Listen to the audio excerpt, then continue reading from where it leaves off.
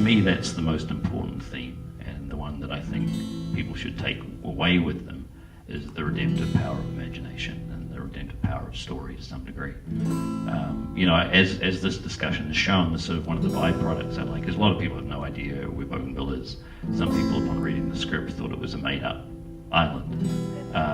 And yet, for us in the Pacific, there was effectively a genocide on our back doorstep where 10 to 15% of the population was killed off over a 4-year period, and none of us really knew about it because the blockade was so substantial. Bougainvillian part of the film, there were 2 people who had acted before, and that was Hugh Laurie and one of the soldiers who had trained in NIDA.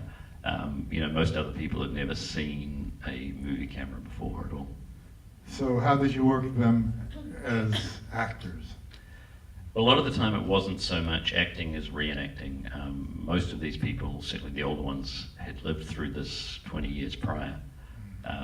When we burned down the church and you see a tall gentleman who's standing in the crowd praying, the church we built based on a church on his island, and he was the chief of this island called Pok Pok right nearby, and that church got half burnt down when the army burnt down his house. So going into this, I was a little concerned over how this would work, that we were reenacting very traumatic events. What would it be like when we got people dressed in Papua New Guinea soldier uniforms with guns walking into the village?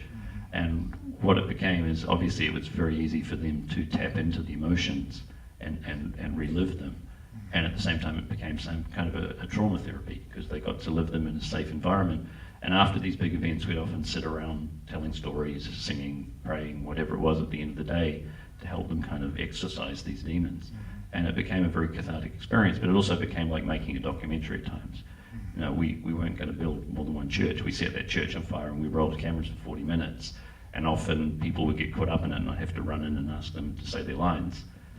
But it was kind of combining drama and documentary. It got very violent very quickly. And that's why I was saying it's a very brave film, because it doesn't play to any set expectation of No, I decided early on to embrace the, you know, I guess you could call them the idiosyncrasies of the novel, which also does that. You know, I read this on a plane. I got to that traumatic crux at about 2 a.m. as I was about to put the book down and get some sleep. And I actually had that moment of I needed to reread it because I wasn't sure if that had really happened or I dreamt it. And after that I couldn't put the book down. I landed and pursued the rights.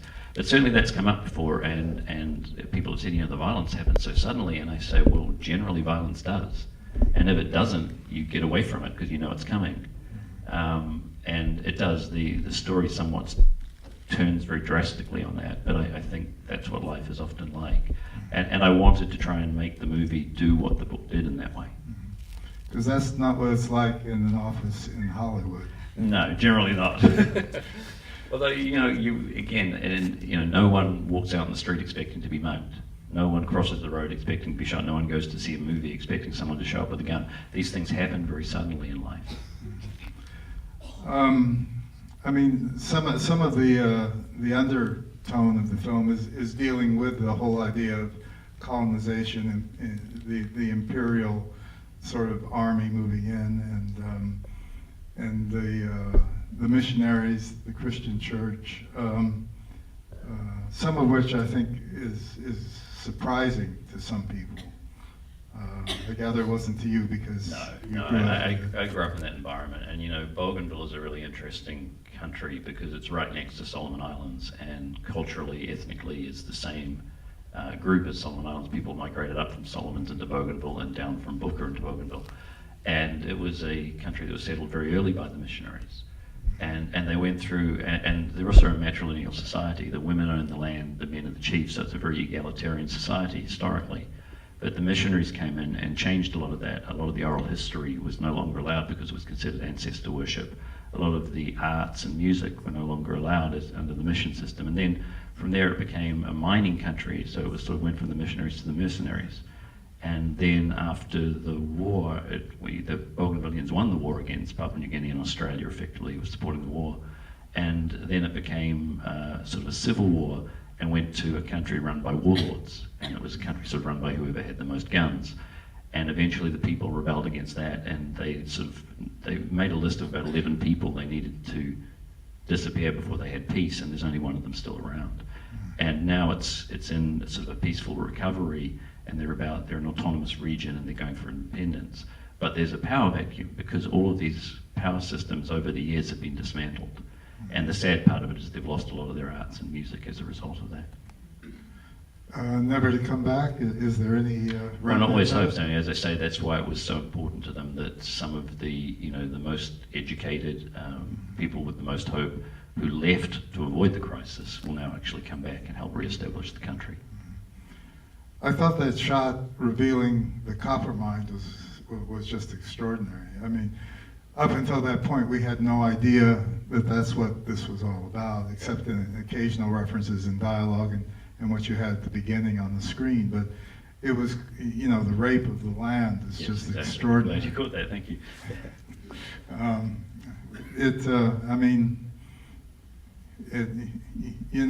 You think, I spent a lot of time in South Africa. I made a movie there called Zulu Dawn, which I produced, and I always wanted to make a film about the Kimberley diamond mine because it was just exactly like this. It was this huge hole in the ground that people came from Europe and just dug and took everything away. Yeah, that was Three Mountains previously, and they sold the land for $2 an acre. But talking to people, because there are people who are alive now who are involved in that sale, and they didn't actually consider land as owned. The land is their mother and their job is to maintain it. So when they were selling it to the Australians to use, they had no comprehension of what could happen. And when we went around the mine and there was these giant machines, one of the guys was laughing. He said, we didn't know things like this existed. So they didn't really have any clue what they were signing up for. Yeah. And we have no clue as to what these people are doing in these various areas when they go in to take out minerals. And it's just extraordinary. It's sort of like what they did in the film when they took the body behind the fence to chop it up. Yeah. Well, let's see if we have some questions from the audience. Yeah, way up at the top. Speak loudly if you could. What is the situation now in Bougainville in terms of becoming independent of those villages and the mine, the copper mine? So the question was, what's the situation now? The situation. Yeah. I can't say I'm an expert in the politics currently because they change so rapidly, but they have an autonomous government. They're trying to gain independence. There's a lot of discussion about opening the mine. The mine will be opened again. It's the only way to economic recovery because all of the infrastructure of the island was destroyed during this very, very bloody and atrocious crisis. So the question is, do they sort of rework the deal with Bougainville Copper? Do they make a deal with someone else? Every country is sort of circling and doing favors right now. There's nations building roads and bridges, literally, in order to sort of gain favor with government. And there's a lot of illegitimate land sales for creating other mines and so on. And it's like any place that's now gone through this kind of thing, is they've got to reestablish a safe form of government and then figure out how to rebuild their nation. And it will probably be through mining because that's really the quickest way. And there's also just within the tailings of this mine, billions of dollars just in reprocessing because the mine was closed 89 and the processing has changed a lot since then. There's obviously a much stronger concern about doing it in a more environmentally correct way, as much as possible. If you pass the microphone, back where it just was. I know a bit about this mine. I work for the company that owned it. Ah. And it contributed more than 50% of the revenue to the entire country of Papua New Guinea. Of Papua New Guinea, which was a large part of the issue because most of it went outside of Bougainville. Indeed, and it was an enormous investment in the mine, in the most remote part of the world. So the consequence of the investment benefited not just people of Bougainville, but the entire population of Papua New Guinea. And the mine was closed because just a few rebels shot at and destroyed the people who ran the mine. And reopening it again will cost an enormous amount of money. Yeah. But one question I have is, the way the Papua New Guinea forces were represented in the film, were there any repercussions? There hasn't been. The film actually just opened in Port Moresby last weekend, and from what I understand was well attended. We had to run the script by the Papua New Guinea government before getting visa approval and all those kind of things. What was interesting with the Papua New Guineans playing the soldiers was there was sort of a mini peace and reconciliation going on while we were filming, because the Papua New Guineans who weren't very aware of what had happened became aware.